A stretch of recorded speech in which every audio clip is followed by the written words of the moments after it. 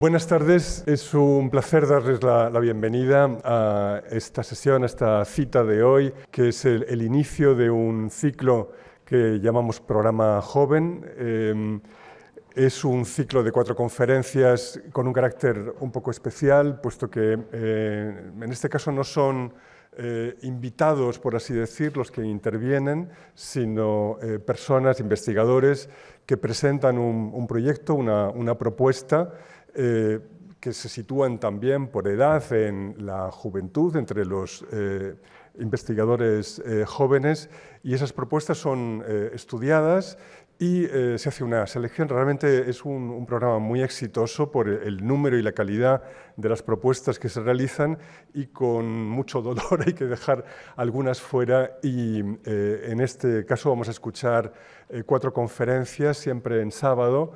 No son sábados consecutivos porque tenemos varias fiestas, la de Todos los Santos y la Almudena, de modo que habrá 2 ahora, es decir, este sábado y el que viene. El próximo intervendrá Eduardo Muñoz Baudot para hablar sobre Antonio Moro, y después recuperaremos el ciclo tras la fiesta de la Almudena con otras 2 conferencias, repito, siempre en sábado.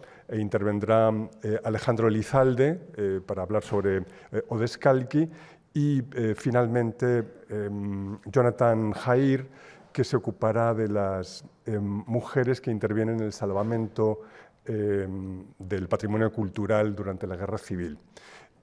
Todos temas verdaderamente muy relevantes, trabajados, insisto, por investigadores jóvenes que no solo nos imparten una charla sobre el tema en el que están trabajando, sino que también después se presentan en diálogo con la directora del ciclo para profundizar en algunos aspectos de estos trabajos. De modo que las sesiones se convierten en algo más que una conferencia. Es una conferencia que nos invita también a profundizar en pautas de la investigación, pautas de la curiosidad científica actual entre los jóvenes. La condición que ponemos para esas propuestas es que los contenidos estén vinculados a la colección. Bien, hoy vamos a escuchar a Alejandra Salazar con un título maravilloso, Sancta Maternitas, y se ocupará de presentarla la directora de este ciclo. Cada ciclo del programa joven tiene un director. Ha pasado por aquí también Borja Franco y algún otro investigador. Un lapsus, es José Riello de la Universidad Autónoma de Madrid. Han dirigido este ciclo. Esta es la 3ª edición. En este caso es María Teresa Chicote, de la Universidad Complutense. También por edad podría ser conferenciante, pero bueno, determinadas circunstancias hacen que también se encuentre en un momento más avanzado de su carrera académica, y que le hace muy apta por la brillantez de su investigación, además, y por su especial contacto con la generación joven para dirigir el ciclo. Dirección significa participación en la selección, y significa también una especie como de acompañamiento de los conferenciantes en la preparación de sus intervenciones. Maite Chicote tiene una carrera, les decía antes, verdaderamente que no es sobrado decir, brillante en lo académico, con una tesis doctoral desarrollada en el Warburg Institute de Londres, con experiencia docente en la Universidad de Durham, también en la UNED, y hasta situarse actualmente en la Complutense. Un aspecto de sus investigaciones es el del mecenazgo, el mecenazgo artístico, con un libro reciente sobre el mecenazgo de los marqueses de Villena, que acaba de decirme que la presentación pública de este libro aquí en Madrid, o sea, no había sitio para más público, se llenó el auditorio en el que se presentó. Sin más, muy agradecido, desde luego desde el Centro de Estudios y también desde el Museo del Prado, a los ponentes por las intervenciones que nos van a ofrecer a lo largo de estas semanas y, como no, a la directora de este ciclo, a la que ahora vamos a escuchar.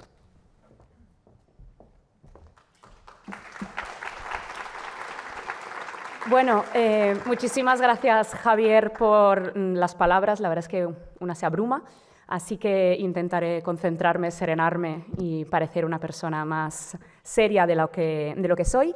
No quiero robarles mucho tiempo porque la protagonista hoy obviamente no soy yo, sino que es nuestra conferenciante, que ya adelanto será un deleite escuchar. Y simplemente quería, porque siempre que estamos en el museo, aunque estemos en el auditorio, me gusta hacer una pequeña alusión a lo que tenemos en el museo. Y el programa Joven, pensando en cómo podía definirlo, me recuerda a la sala 58B, que ahora me dirán, ¿y qué sala es esa? Pues es la sala que inauguraron yo digo el año pasado porque vivo en años académicos, pero es este mismo año 2024, donde se colocaron los clípeos del siglo XIII de Federico II, que hasta fechas recientes no se sabía muy bien qué eran, si eran piezas modernas, si eran piezas clásicas, si eran medievales. Pues el Prado Joven para mí es un poco como esa sala, porque lo que hace es sacar a relucir algo que ya había, que ya estaba en las colecciones del Prado, en este caso en las colecciones de España, que es el talento joven. Lo que hace el Museo del Prado es poner un escenario desde donde estas voces jóvenes pueden mostrar el excelente trabajo que se está desarrollando. No quiere decir que generaciones anteriores no lo hicieran, simplemente tuvieron la mala suerte de no tener esta magnífica plataforma. Así que les ruego, por favor, el fin de semana que viene, el sábado, y luego los 2 sábados de noviembre, si pueden, nos acompañan, y si no pueden, pueden siempre ver la versión en YouTube, que es gratis y además suelen ser bastante cortitas y amenas. Y sin más preámbulos, simplemente quería decir unas palabras sobre Alejandra, que es nuestra conferenciante del día de hoy.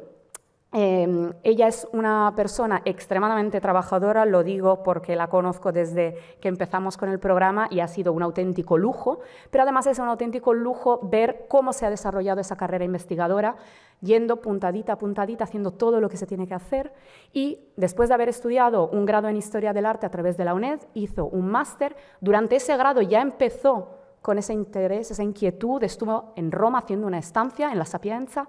Con el doctorado que está llevando ahora a cabo, gracias a una beca y bajo la dirección de Antonio Urquizar en la UNED, está justo recién vuelta, acaba de llegar de Lisboa, estuvo allí en una estancia de investigación en la Universidad Nova. También, aunque lleve poquitos años con la tesis, le ha dado tiempo a hablar en muchísimos lugares y a publicar. Así que si lo que les cuente hoy les resulta interesante, aprovechen, vayan a su casa y busquen también las cosas que ha publicado y está a punto de publicar. Tiene unas cuantas publicaciones que están allí en ciernes y que seguramente nos ayudarán a ahondar en muchísimas cuestiones. Así que sin más preámbulos, les dejo con Alejandra.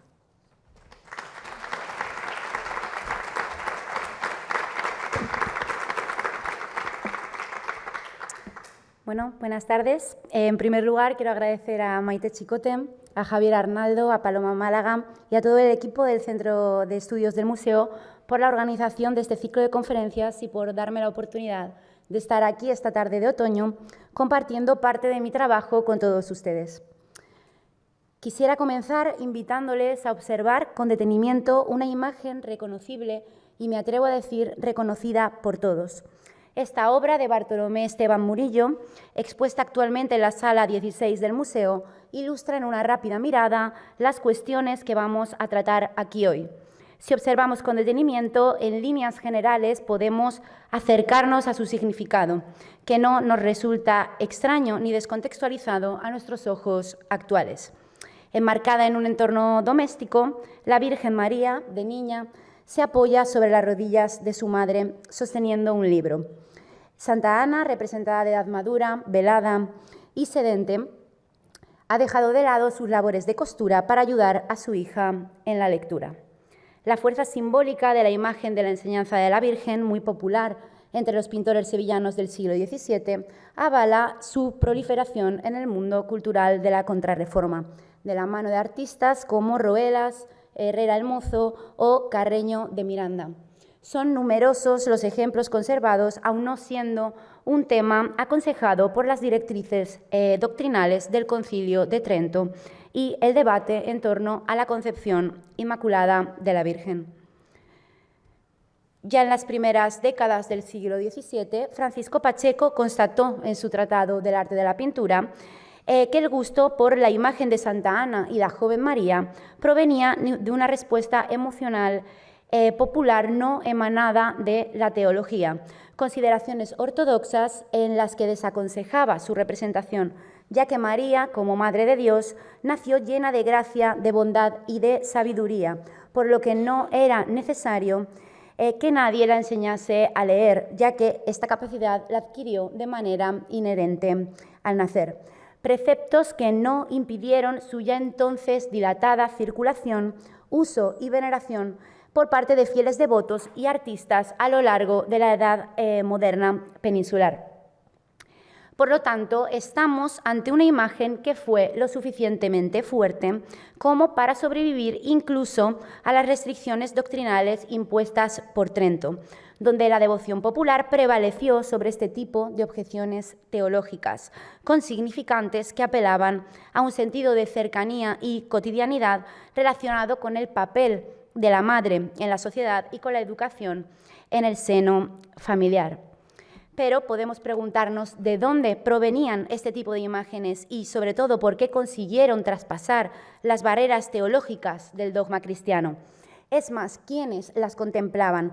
Esta y otras cuestiones, como plantearnos si estaban pensadas para uso exclusivo de las mujeres o acogían narrativas de carácter familiar, pueden iluminar aspectos como la existencia de determinadas claves de lectura o mecanismos velados de control sobre la sociedad a través de su contemplación, promoción y uso activo.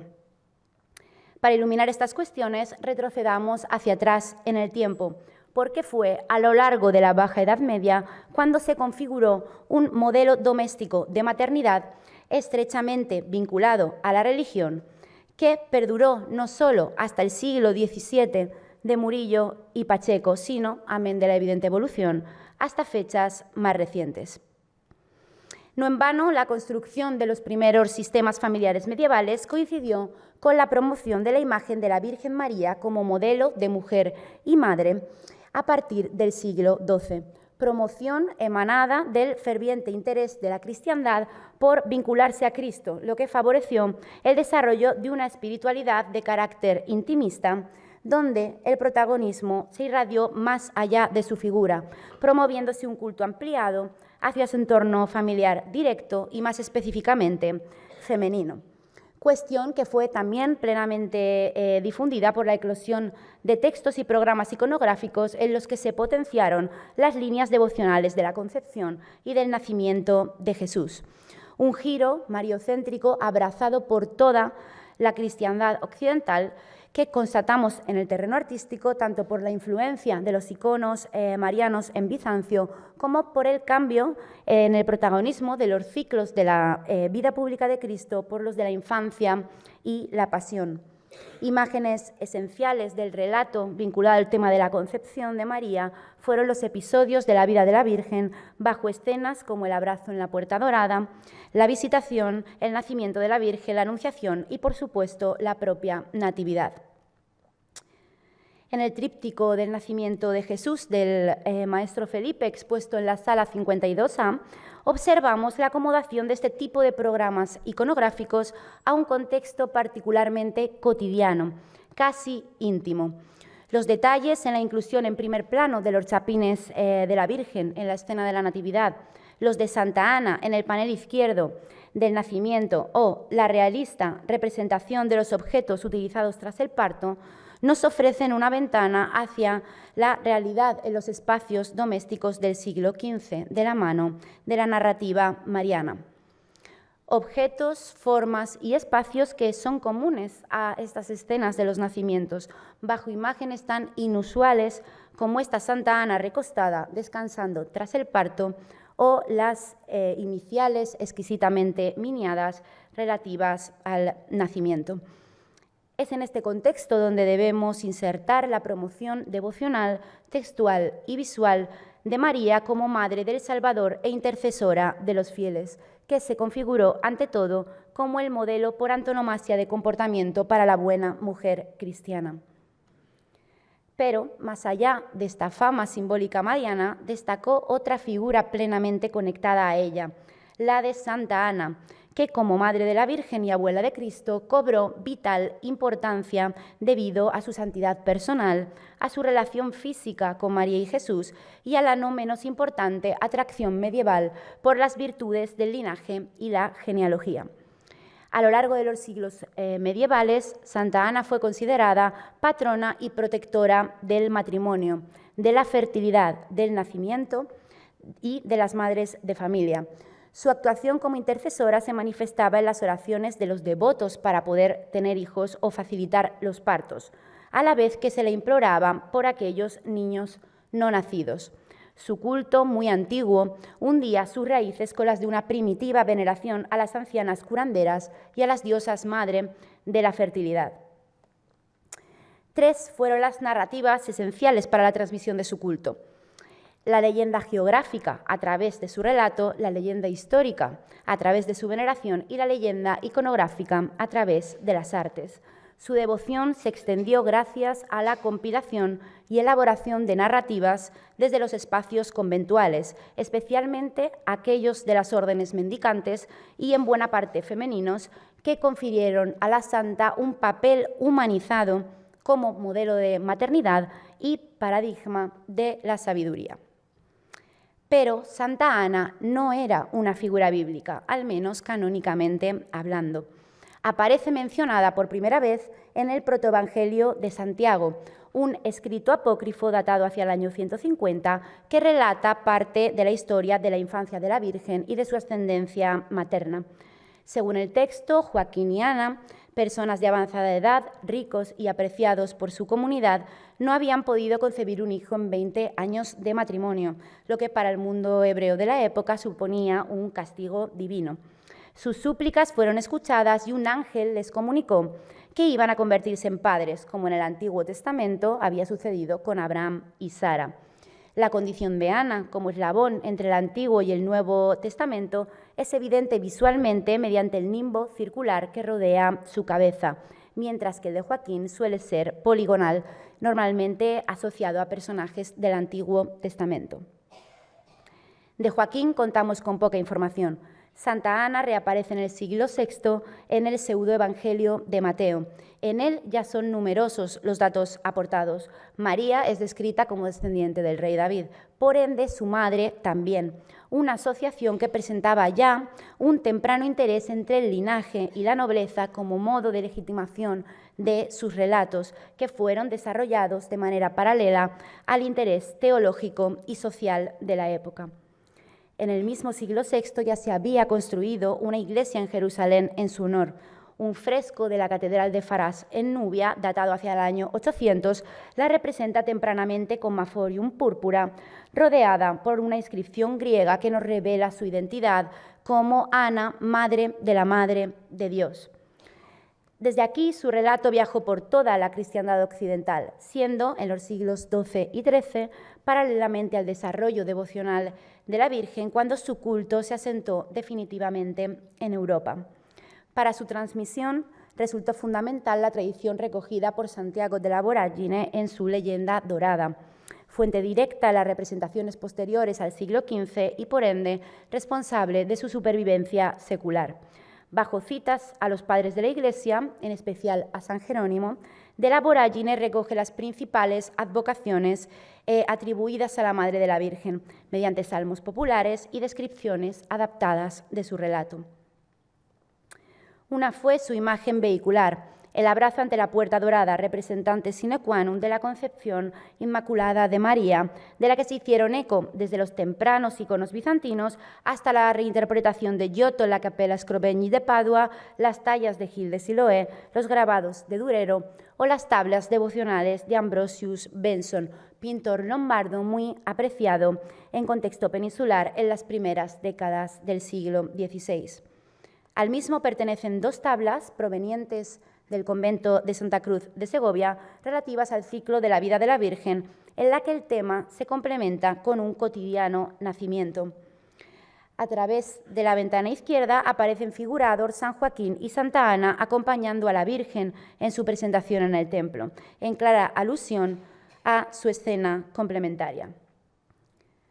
De la misma época conservamos 2 calles laterales de un retablo con escenas de la vida de la Virgen en las que el abrazo entre Joaquín y Ana se acompaña del nacimiento, de la presentación en el templo y de la visitación con Santa Isabel encinta, en la que si observamos con detenimiento apreciamos el detalle en la inclusión del embarazo de Isabel con un pequeño San Juan orante en su vientre, particular iconografía de escasa difusión que partió de modelos nórdicos. Tanto la leyenda dorada como los escritos posteriores que bebieron de su texto popularizaron la imagen de Santa Ana como elemento esencial en la concepción de Cristo, una imagen que estuvo destinada en última instancia a defender la triple virginidad de María, su concepción inmaculada y su educación como salvaguarda de la pureza, objetivos que instaron a un ingenioso desarrollo visual de su relato. Su popularidad creció exponencialmente en el norte de Europa. En respuesta a la demanda de las que disfrutó en las últimas décadas del siglo XV, los artistas de las zonas de Alemania, Flandes y Holanda se superaron unos a otros en ingenio compositivo y riqueza en los detalles, produciendo todo tipo de imágenes de bulto, retablos, manuscritos iluminados y tablitas devocionales con su historia. Fue sin duda uno el tipo más difundido en el norte, conocido como la Santa Parentela o el Santo Parentesco. Podríamos calificarlo como vernáculo, ya que su profusión en las zonas de habla germánica compitió con su apenas existencia y exportación foránea. El tema proporcionó espacio imaginativo para el detalle y el ingenio, ya que los escritores y teólogos medievales, incluyendo la Vorágine, adaptaron el relato heredado de Ana y le dieron no 1, sino 3 maridos y no 1, sino 3 hijas, todas llamadas María.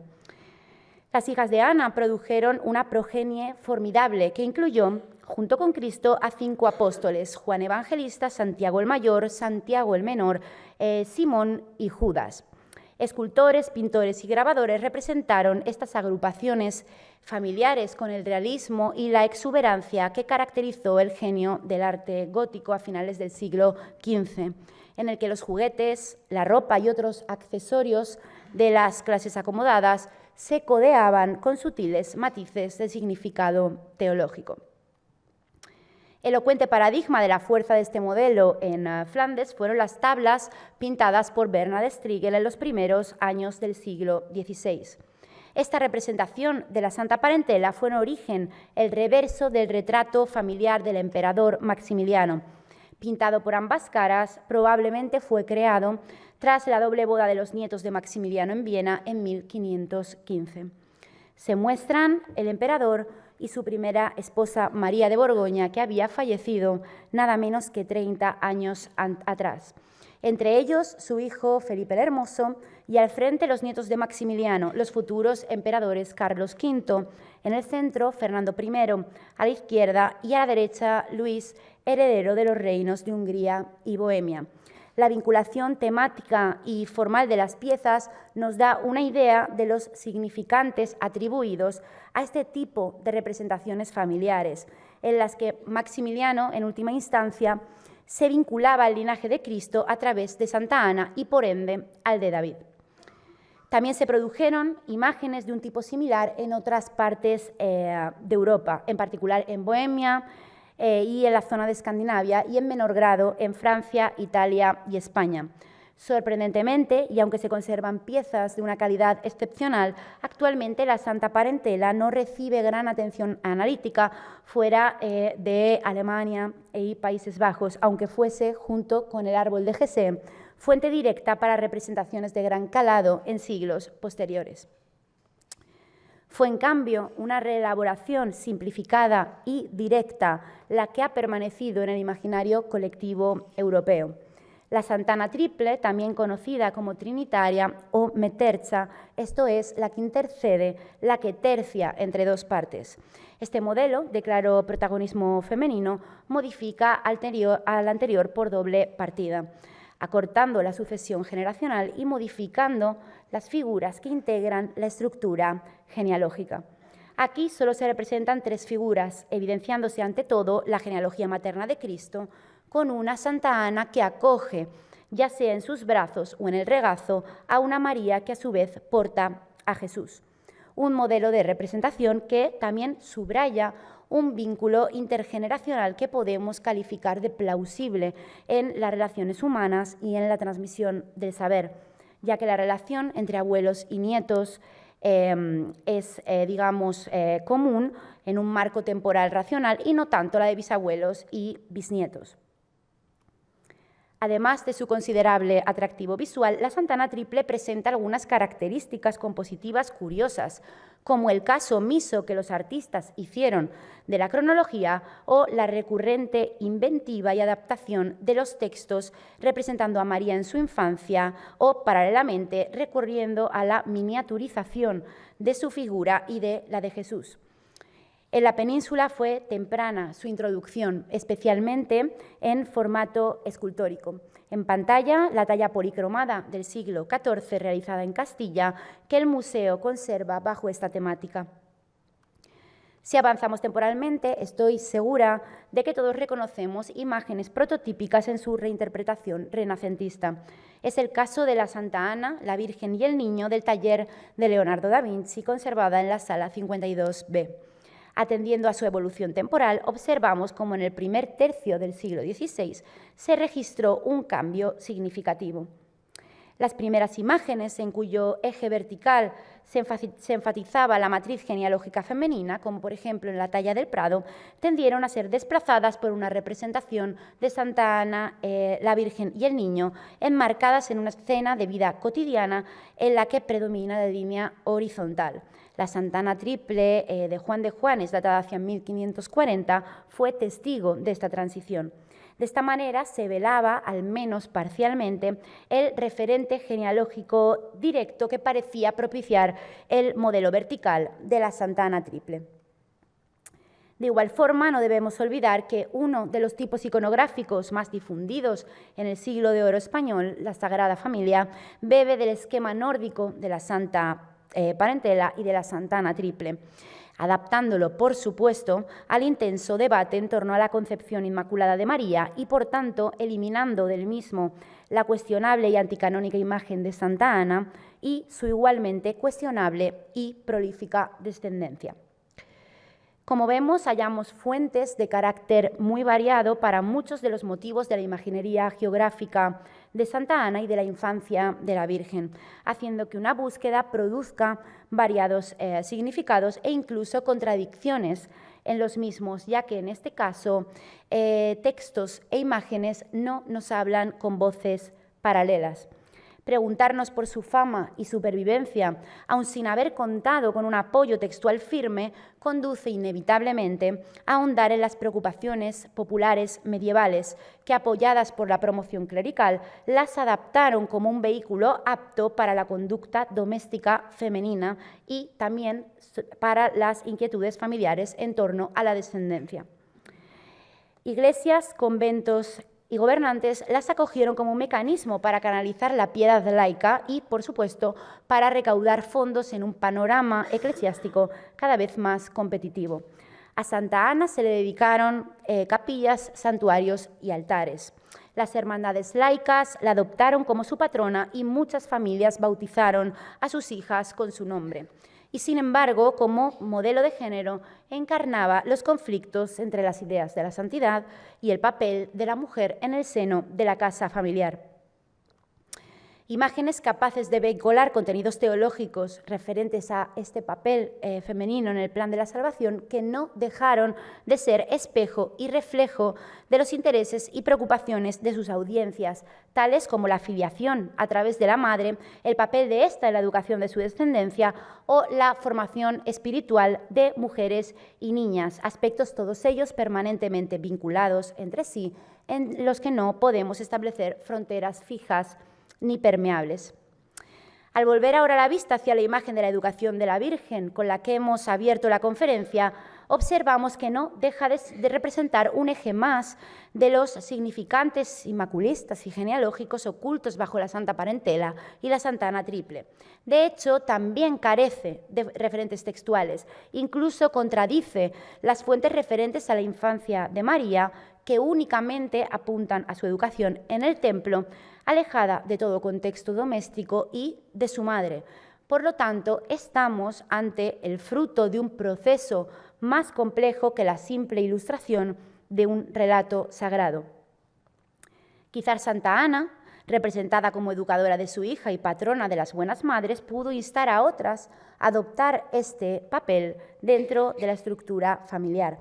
O, en una dirección contraria, su representación como maestra responde a la confirmación de este activo papel que jugó la mujer en el aprendizaje de su prole y en la preservación del conocimiento a través de las generaciones. Durante la Edad Media, el ámbito educativo primerizo fue, por antonomasia, la familia. Dentro de su estructura, las madres resultaron ser pieza clave como figuras portadoras y perpetuadoras del linaje. Una perpetuación no solo procesada mediante el cauce de la continuidad sanguínea, sino a través de su función como educadoras de los hijos y como administradoras de los bienes de la casa y del mantenimiento de las piezas que conformaban el patrimonio familiar, que en muchas ocasiones se utilizaron como fuente de aprendizaje para las siguientes generaciones. Esta vertiente instructiva ejercida por la madre en la esfera doméstica es patente en la anómala presencia iconográfica de mujeres supervisando la educación de sus descendientes, como es el caso de la reina Blanca de Castilla, en esta miniatura de un libro de horas del siglo XIV, en la que aparece presenciando y coordinando, según el gesto de su mano, una de las lecciones de su hijo y heredero, el rey San Luis de Francia. Para el rey San Luis se encargó un salterio historiado como guía para su educación que fue transmitido entre sus descendientes, quizás el mismo que sostenía en la miniatura, ya que en su momento fue heredado por la comisaria de este libro de horas y a su vez bisnieta, la reina Juana de Navarra. En la educación de las hijas, la madre ejercía de partícipe directa de su desarrollo formativo hasta los 7 años. Ya en las partidas de Alfonso el Sabio se recomendaba que la educación de las niñas quedara en manos de la madre, no siendo igual de específica la situación de los niños. Los documentos y las crónicas nos revelan su división en 2 etapas, de los 3 a los 7 años, bajo supervisión directa de la madre, y de los 7 a los 14, bajo la tutoría de preceptores seleccionados por ella. Para iluminar estas cuestiones, resulta interesante atender al Llibre de les Dones de Francesc Eiximenis, obra asentada en las coronas de Castilla y Aragón como manual de gran peso en la educación de los miembros de la Casa Trastámara. En ella, el franciscano promovía la educación y crianza de la niña por parte de la madre, así como la mímesis del comportamiento ejemplar requerido para la mujer virtuosa. Las pautas establecidas por Eiximenis implicaban desde los procesos formativos, dependiendo del estatus de las hijas, hasta las recomendaciones en el parto, en el comer o en el vestir. Entre otras normas, se aconsejaba a la madre el asegurarse que la niña se supiese santiguar, rezar el Padre Nuestro y el Ave María, que supiese hincar rodilla ante las imágenes sagradas y acostumbrarla a llevar siempre el rosario entre las manos, así como no hablar a voces, no reírse disolutamente y llevar siempre la mirada hacia el suelo, incluso si a ella se dirigían. Todos ellos consejos insertados en los capítulos del tratado dedicados a cómo criar a las hijas en la infancia y cómo alejarlas de la ociosidad a través de la educación cristiana, en un intento de evitar que no sean ociosas, ni parleras, ni mentirosas. Una educación destinada a la ocupación del tiempo, que cumplía una función reguladora en el día a día de las mujeres. Esto suponía dividir la jornada en 3 partes, atendiendo a los distintos oficios en una mímesis de esa triple división del tiempo que la Virgen hizo en el templo. Así como también dedicar algunas horas en leer o en oír leer y procurar dormir leyendo y oyendo buena lección, en palabras de Fray Hernando de Talavera. En su breve doctrina cristiana incluyó pautas bien definidas sobre cómo educar a las hijas en la espiritualidad, otorgando una especial atención a la lectura de los textos devocionales, a la adecuación de los espacios destinados al rezo y, como ya había apuntado Eisemenis, a las analogías entre la leche materna y la educación. Ya San Pablo atribuyó a la leche connotaciones espirituales como metáfora del simple alimento natural que es Jesucristo. En el Antiguo y en el Nuevo Testamento, el hecho de amamantar es entendido tanto como acto biológico como de valor espiritual, actuando simbólicamente como sinónimo de conocimiento, fuerza primordial de la vida y eje de la fecundidad que asegura su continuidad. La imagen de la Virgen María amamantando a un Jesús niño es símbolo bien conocido. Temas de tanto calado como la Virgen de la Leche acogen las mismas connotaciones apócrifas que los anteriores tipos que hemos referenciado, que aun surgiendo de escaso sustento textual, se multiplicaron bajo un motivo tan humano como es la lactancia. María, como madre de la cabeza mística de la Iglesia, se convierte en madre de todos los cristianos y como madre los amamanta y les proporciona los cuidados necesarios, tal y como hizo con su propio hijo. Todas las culturas de la antigüedad hacen referencia de una forma u otra a las diosas madres lactantes. En Mesopotamia, Istar o Inanna amamanta el dios Tamuz. En Egipto, la diosa Isis amamanta a su hijo Horus.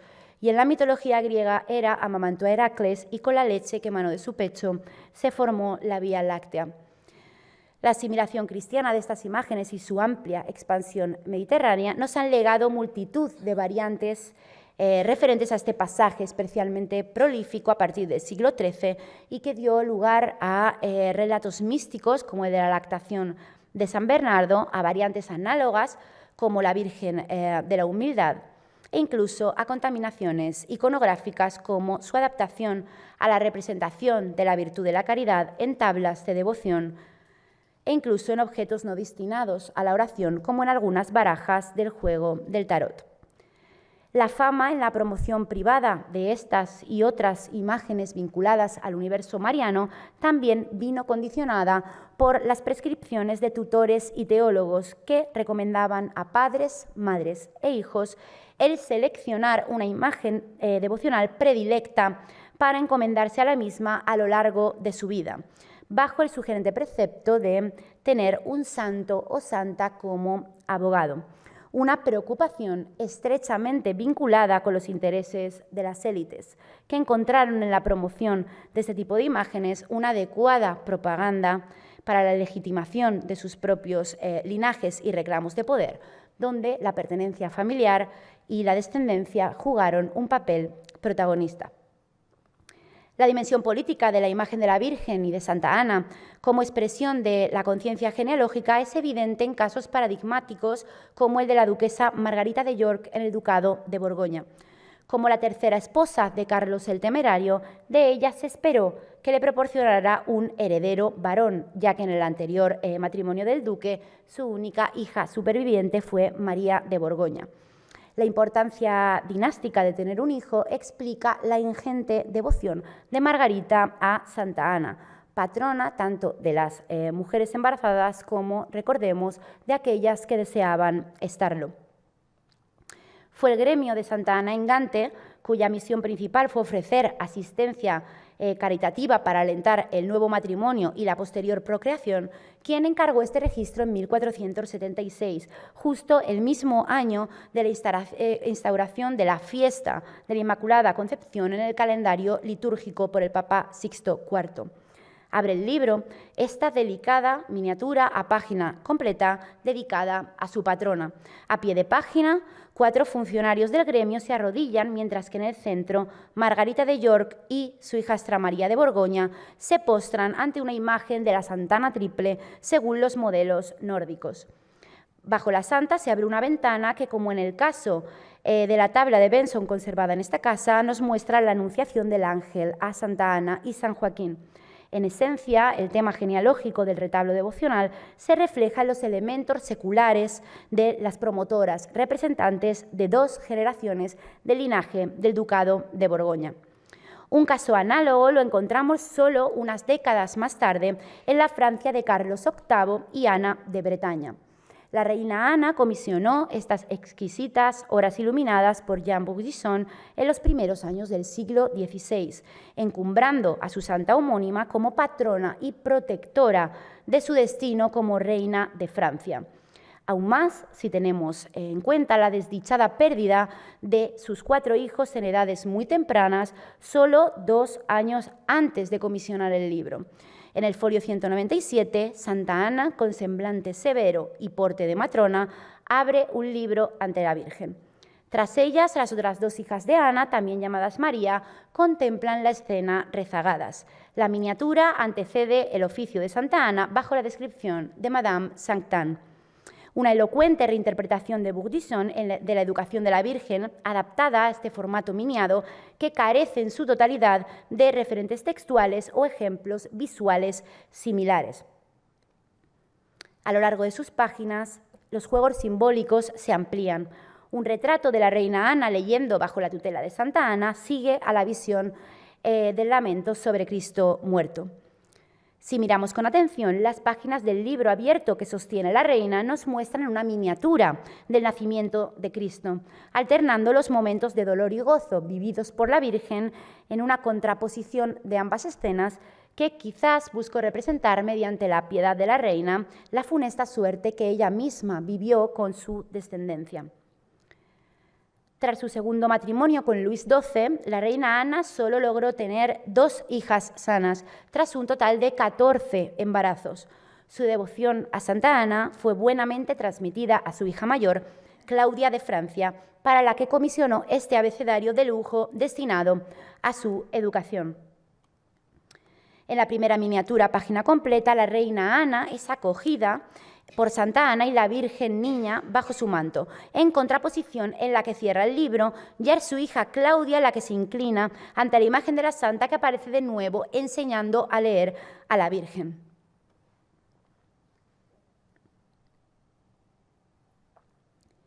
Los monarcas de la Corona de Aragón y de la Corona de Castilla también fueron favorables a defender la Inmaculada Concepción de María y, por tanto, permeables a las imágenes relacionadas con la Concepción y la Encarnación.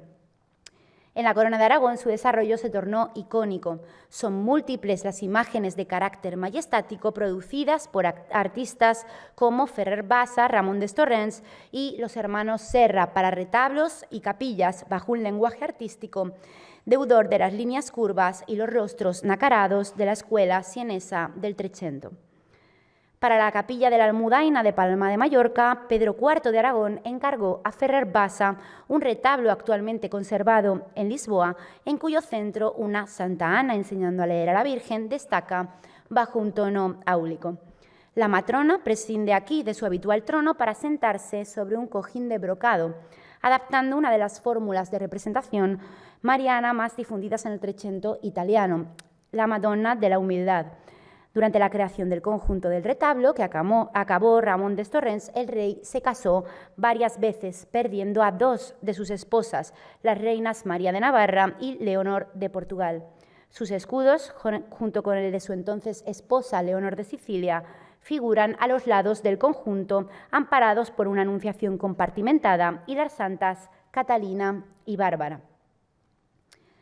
Solo una década más tarde, los hermanos Serra realizaron para el retablo del altar mayor de la iglesia de Santa María de Tobed en Zaragoza una tabla central con la Virgen de la Leche, también representada como Madonna de la Humildad. Conocida como la Virgen de Tobed, se encuentra actualmente expuesta en la sala Barfisa del museo y, al contrario que en la de la Almudaina, que nos muestra exclusivamente las armas regias como personificaciones de los retratados, entonces nos encontramos ante una propuesta de retrato familiar de sus donantes. En la mitad inferior, los reyes Enrique II y Juana Manuel, primeros miembros de la dinastía Trastámara en Castilla, oran acompañados de sus dos hijos ante una sinuosa y monumental Virgen que los acoge bajo su manto. La condición de la tabla como exvoto dinástico de los Trastámara parece clara, atendiendo a su configuración.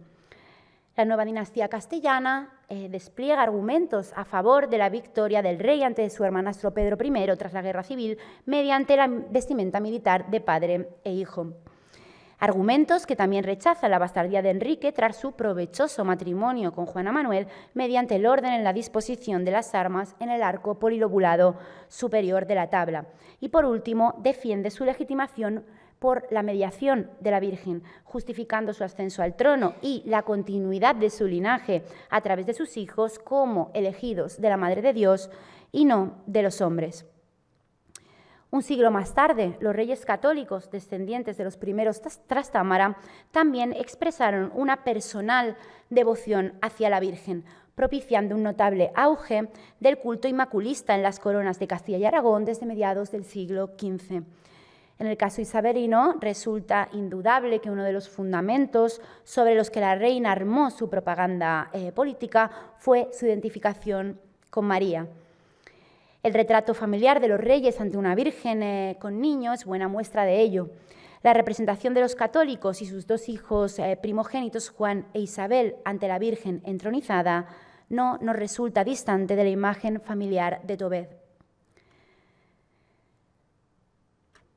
Paradigmas visuales de esta vinculación mariana de los Trastámara fueron también la afición temática de la abuela de Isabel, Catalina de Lancaster, y de su madre, Isabel de Portugal, por la Virgen de la Leche, presente en una de las hornacinas laterales del sepulcro de esta última en la Cartuja de Miraflores y en varios de los objetos que conformaron el tesoro del Alcázar de Segovia, heredado por la católica tras su ascenso al trono. También fue imagen de gran peso en los objetos atesorados por sus 4 hijas. No fue escasa la preocupación de la reina Isabel por su descendencia. Un breviario realizado hacia 1480 en su scriptorium incluye entre sus páginas las fechas y lugares de nacimiento de los hijos de la reina, devota costumbre que continuaron sus descendientes hasta nada menos que el siglo XVII. Conservado en la Biblioteca del Escorial, su excepcionalidad radica en la inclusión de esta suerte de genealogía regia en un objeto cuya función original fue la espiritual y no la puramente cronística o historiográfica. Aún más si tenemos en cuenta la cercanía de los natalicios con la imagen de la Natividad y la inclusión del oficio de la Inmaculada Concepción en su cierre. Lo abre una miniatura a página completa con una rara representación de Santa Ana embarazada, a la manera de una temprana y velada alusión al tema de la Inmaculada Concepción en Castilla. La variante iconográfica se desarrolló de manera muy excepcional en el campo de la miniatura, la pintura, la vidriera y la escultura, con escasos ejemplos en el ámbito flamenco y francés de mediados del siglo XV. En este sentido, no nos resulta imprudente proponer una vinculación entre los roles activos ejercidos por las espectadoras del breviario y las imágenes maternales que lo ilustran. La representación de Santa Ana disminuyó gradualmente desde mediados del siglo XVI, destino que estuvo vinculado con el desarrollo iconográfico del tema de la Inmaculada Concepción en la península y las consideraciones postridentinas sobre su uso y forma. Tras Trento se desaconsejaron las tradiciones iconográficas que desafiaban la doctrina o propagaban dogmas erróneos, como la Santa Parentela, la Santana Triple o la superviviente Educación de la Virgen, que en contra de las disposiciones teológicas o la censura de teóricos como Francisco Pacheco no dejó de representarse. La cuestión palpitante de la educación de la mujer y los hijos como base en la construcción de la familia no difería tanto de los supuestos bajomedievales al respecto. Las imágenes son buena prueba de ello. constituidas como símbolos vivos y polisémicos, se articularon bajo narraciones en las que no existió un relato dominante, sino una variedad de lecturas viajantes y adaptadas por y para su propio tiempo. Muchas gracias.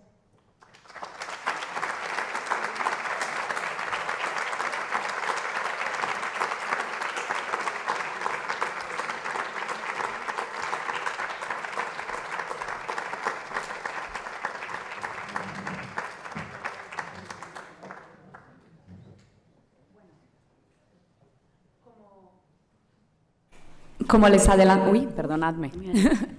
adelantaba, la conferencia iba a ser interesante y interesante ha sido, así que te damos las gracias yo y seguramente todas las personas del público por la conferencia. Como saben, ahora vamos a hacer un pequeño debate, serán unos 10-15 minutos y luego ya les dejamos que disfruten del resto del sábado, que seguramente tiene muchas cosas todavía por deparar, y también espero que debatan como nosotras estamos haciendo ahora.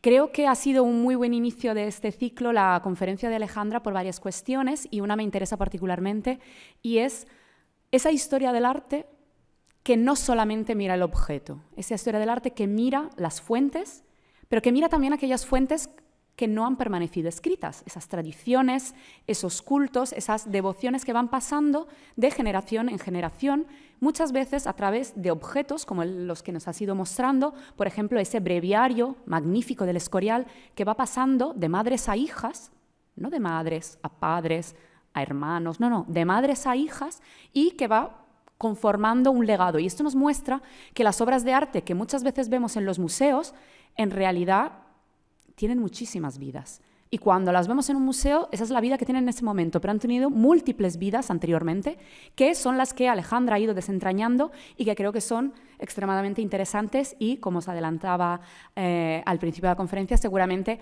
sigan dando fruto a lo largo de los próximos años.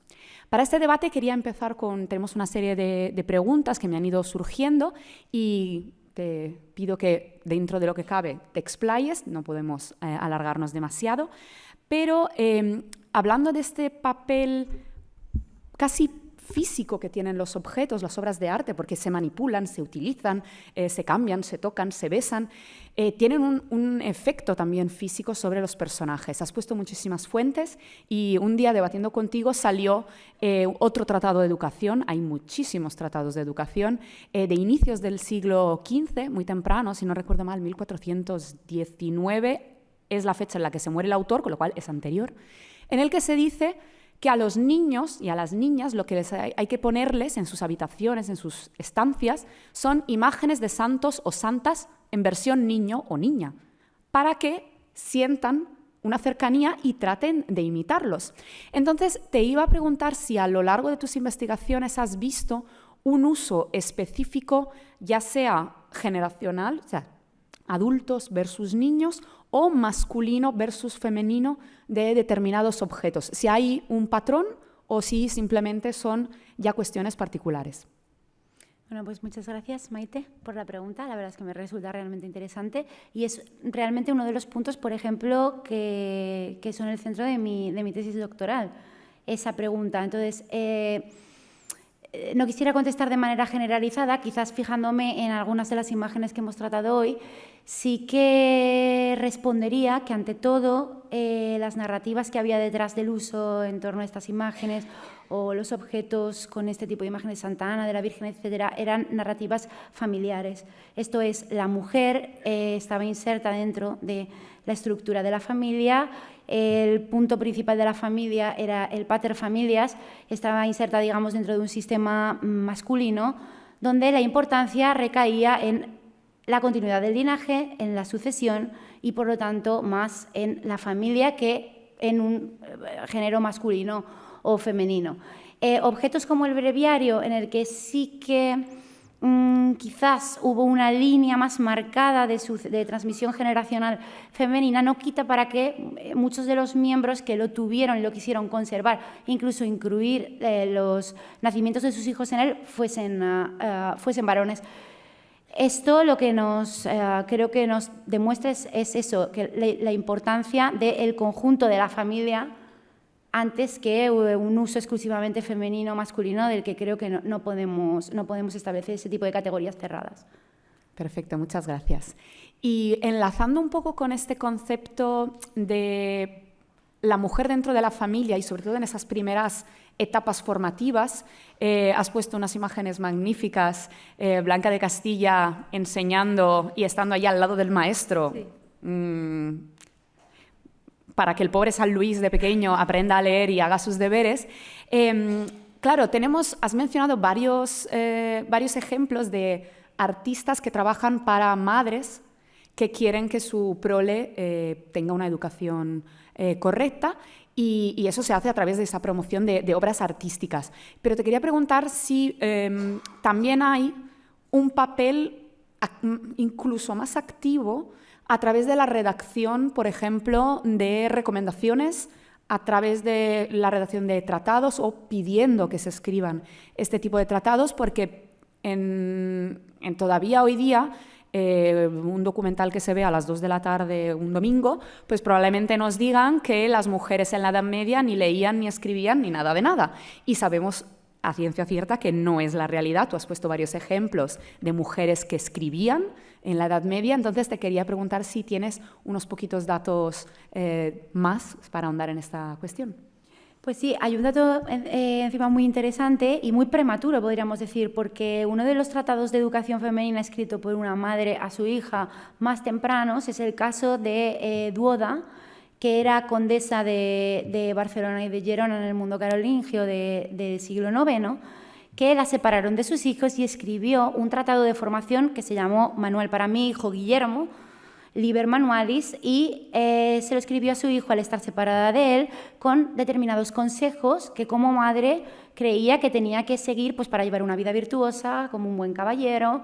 E incluso, si lees el documento, que ahora mismo conservamos una copia manuscrita en la Biblioteca Nacional de Francia, se nota también nostalgia, tristeza, ¿no?, en las palabras de esa madre, pero ella misma desde el principio le decía, lee esto para tu correcta formación. O sea, era un tratado escrito para su formación, un tratado académico, podríamos decir, muy temprano, que luego sí que tuvo una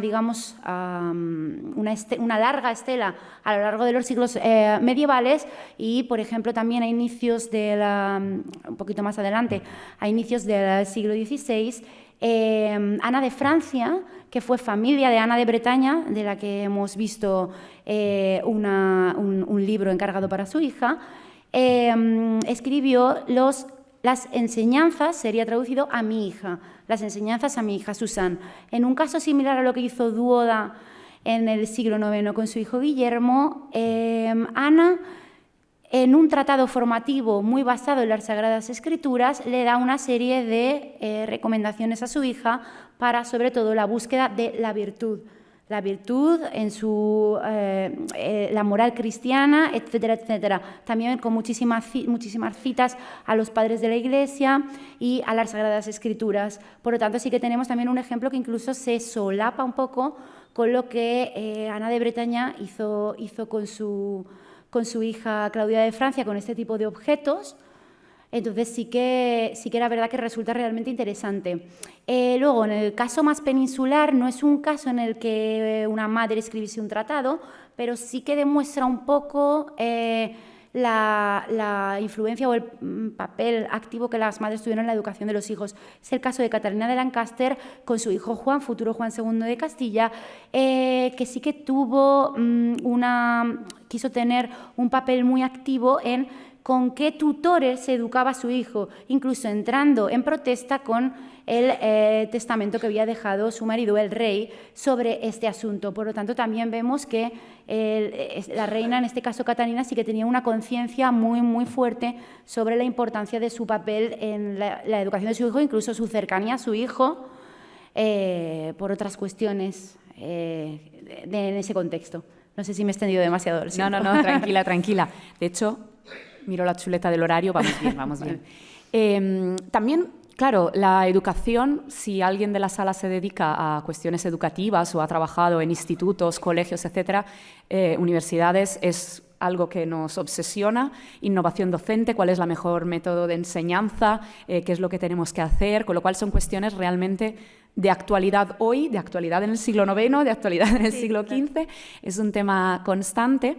Y enlazando un poco, porque has traído el tema a colación, y enlazando un poco, si alguien de la sala estuvo el año pasado en una conferencia de este ciclo, del curso pasado, por Gemma Cobos, sobre el papel de los niños y de la infancia, estaba más centrado en los siglos de la Edad Moderna, sobre todo siglo XVIII, pero como sé que tú no solamente te quedas en los siglos medievales, sino que avanzas en el tiempo, lo cual me parece fantástico, quería preguntarte si crees que hay un cambio drástico, como nos lo pinta siempre esa escisión, ¿no? Colón descubre América, cambia el mundo, Renacimiento y todos somos modernos, y si tú ves que hay ese cambio, o si crees que en realidad, como en muchas otras cuestiones, hay una continuidad en las teorías educativas. Pues sí que estuve repasando hace poco la conferencia de Gemma, que sí que la pude ver en su momento, súper interesante, sobre la infancia en el siglo XVIII, y la estuve repasando también a colación con este tema, y porque sí que quería, como en mi conferencia he querido abarcar este margen amplio, digamos, de siglos para ver si había realmente una ruptura o había más continuidades, pues quise hacer lo mismo con la conferencia de Gemma, que ya en su momento, cuando yo acabé de escucharla, dije, no hay tantos cambios, porque yo trabajo con estas fuentes de educación, sobre todo bajo medievales, y no veo grandes cambios en lo mismo que antes, la búsqueda de la virtud, la moral, y sobre todo una de las cosas que se mantiene siempre, o al menos hasta fechas recientes, ese papel de la mujer y la educación de la mujer para su rol dentro de la casa, y para tener hijos, para ser bien casada y tener buenos hijos. Esto se mantiene no solo hasta el siglo XVIII, sino incluso también hasta, por ejemplo, el siglo XX y todo el contexto, si nos queremos meter en todo el contexto del franquismo, por supuesto, con sus particularidades. No es exactamente igual, pero esta constante de la educación de la mujer centrada sobre todo en la casa, en la domesticidad y en la crianza, la buena crianza de los hijos, sí que se mantiene. Esto me parece muy interesante porque, en el fondo, cuando nos centramos en fuentes, muchas veces el pasado no parece tan lejano. Me ha venido justo a la cabeza cuando un día estaba en un archivo y me encontré una carta de una madre a su hijo, en mediados del siglo XV, diciendo, por favor, dime que estás bien.